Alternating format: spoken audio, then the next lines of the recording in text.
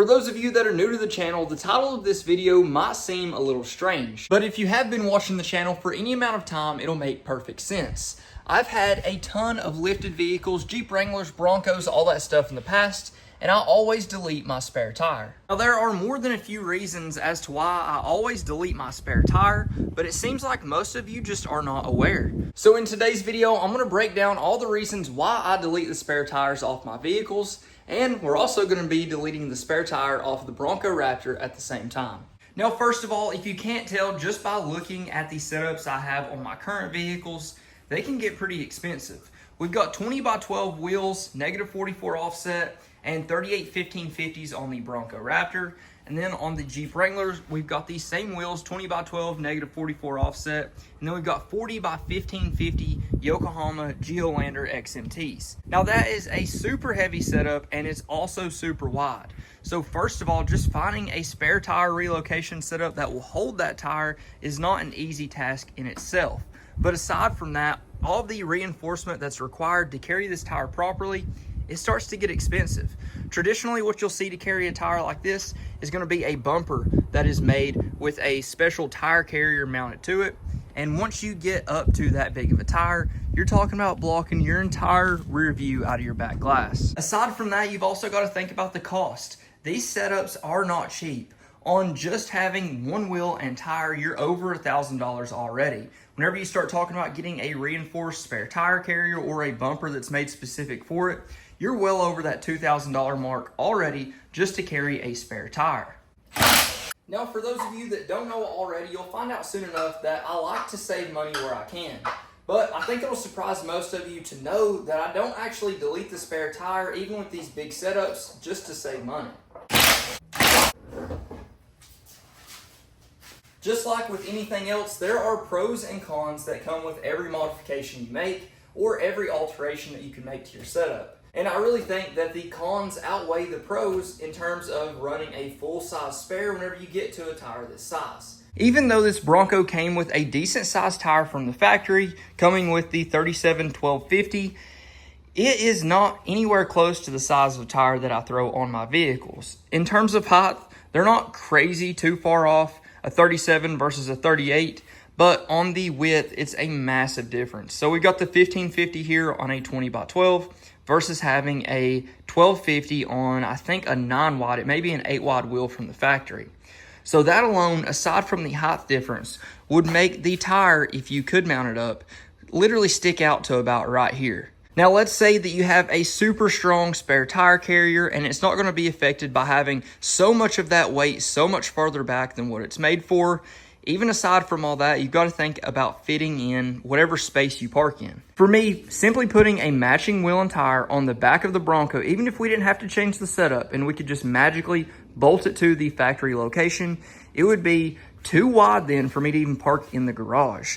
I've got really tight fitment in this standard 2-car garage for this vehicle, and once you add stuff like a different bumper and winch, it just eliminates the ability to add what we would need, which would be a bumper mounted spare tire carrier for this, which would stick out substantially further. And then the tire would probably start its mount about right here in the similar location, but we would have it mounted out so far with that wide of a tire that I would not even be able to park inside. Now, before we get too deep into this, I've got to thank today's video sponsor, Hovsco. Now, I've covered this bike in a previous video. They actually sent out 2 of these fat tire e-bikes. And let me tell you guys, these things are an absolute blast. Now, I've had both of them for a couple of months now, and the amount of miles I've put on them is absolutely insane. On this bike alone, we have 149 miles. And listen, I'm not out there just trying to get a workout in. I'm using these for fun. I'll throw my daughter on it, and we have a blast every time we ride around the neighborhood. They've got a 20-inch tall, 4-inch wide fat tire on the front. They've got dual disc brakes, hydraulic brakes. It's got a headlight on it, and 5 different pedal assist modes. It's also got an app that you can change some of the functions on the bike, like unlock the top speed of 30 miles an hour. And with the front and rear suspension, I put this thing through the ringer. We've taken it off-road, I've driven it around town, and all in all, this is an awesome bike, and for the price, I honestly don't believe you can beat it. They're running a crazy discount right now on the Hovsco HOV GTRS, so if you're interested in getting one, check them out down in the link in the description below. A huge thank you to Hovsco for sponsoring today's video, and for now, let's get back to it. Now, aside from the width, you've also got to think about the height. Whenever you put a full-size spare on the back, or even just the 37 that was on this, you limit your visibility out of the back glass to a point where it's almost unusable. We've only got about this much visibility out of the back right now, and that's just with the factory setup.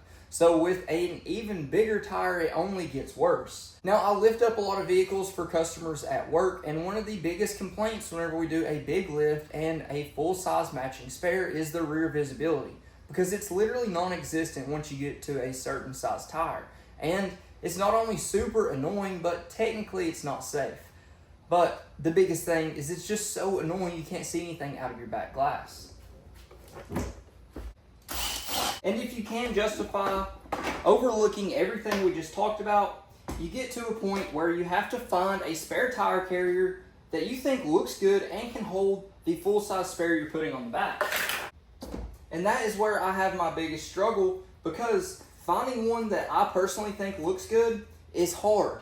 I just really like the look of it being boxy. It really personifies how boxy this vehicle is whenever you just don't have that spare on the back. Now, I've seen a lot of the comments and you guys saying, well, I really love the look of a spare tire. It's not a Jeep without having a spare tire. It's not a Bronco, whatever the case may be. And to each their own. I'm not saying that you're wrong, but I just don't prefer it. And since we've covered most of the bases now, you guys already know that it saves you money, it gives you more visibility, which in turn is safer, and aside from that, it's going to look cool. Now, most of you guys are going to be familiar with this brand. It's Turn Off Road. We've used a ton of their products on the Bronco in the past, and they also make some really cool Jeep products as well. But obviously today we're going to be testing out their spare tire delete for the Bronco, and hopefully it'll fit just as good on the Bronco Raptor. Now, Turn Off Road always does an amazing job with their packaging, and this one is no exception. You can see we've got some foam isolators here, probably to go around the edges here to make sure we don't get any rattles or squeaks. We've got some additional wiring, just a positive, negative. We got a set of brackets, a flat one, a bent one, and then another bent one with the box, and then one with this special cutout. And then we've got our actual spare tire delete right here. So what I'm gonna do first is go ahead and wipe down the area that we're gonna be installing this in, and then I'm gonna look at some of the wiring, see where the camera needs to go, see what brackets we have for that, and go from there. So I believe this is the way this one should be set up. So we've got this bracket on the outermost part, then we've got this bracket oriented this way, then we'll stick it into our hole right there. We'll put this foam on right here.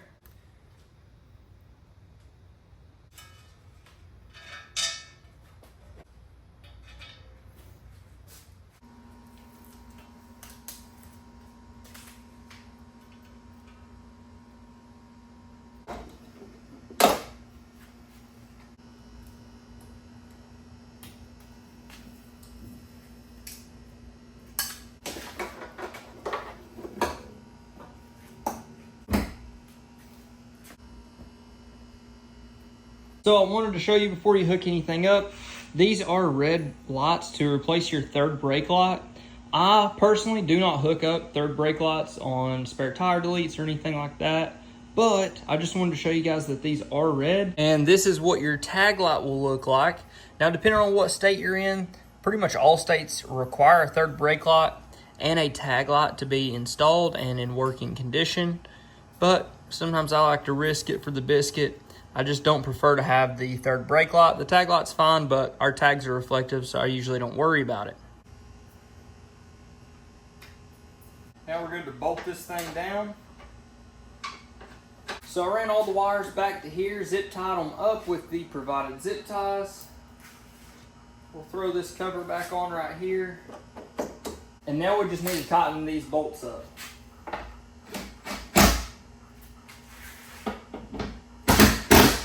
Now, some of the things I did a little differently is instead of putting the lights down here on the bottom, I filled them up with some Allen key bolts. Same thing for the tag light, filled it up with the Allen key bolts, and then I used the provided hardware to fill up those two holes, which I think looks a lot better. Now, when you look from the back here, it completely changes the look of this Bronco, and I absolutely love it. Well, it's the next day here, and I've had a fair chance to test out this spare tire delete just a little bit more. And let me tell you guys, for the price and for the quality, I think you'd be super hard pressed to find a better spare tire delete than the one that Turn Off Road offers. Now for this, you guys saw the install was super seamless, super easy, and pretty customizable for its configuration. You can see the way that I like it and the way I like to have it all set up, but you can do yours completely different. And I really think the spare tire delete looks good on the Bronco and the Jeep Wrangler. Whenever you get that extra weight off the back, the vehicle does ride and drive a little bit better. But aside from that, really and truly, whenever you put this big of a tire on, putting a full-size spare tire is just a little bit ridiculous. So doing the delete is always the best option in my opinion. And whenever you're going on some hardcore trips, on some crazy trails, just take a full-size spare with you and leave it at your starting point or your campground. That's the best solution I've come up with yet. And as you can tell, I think it looks pretty awesome. A huge thank you to Turn Off Road for sending out another awesome product for us to test out and put on this Bronco Raptor. If you guys want to see more from them, be sure to drop down in the comments below what you want to see next. If you haven't already, please like, comment, subscribe. Let me know what you think. Let me know what you want to see next. But until then, Godspeed.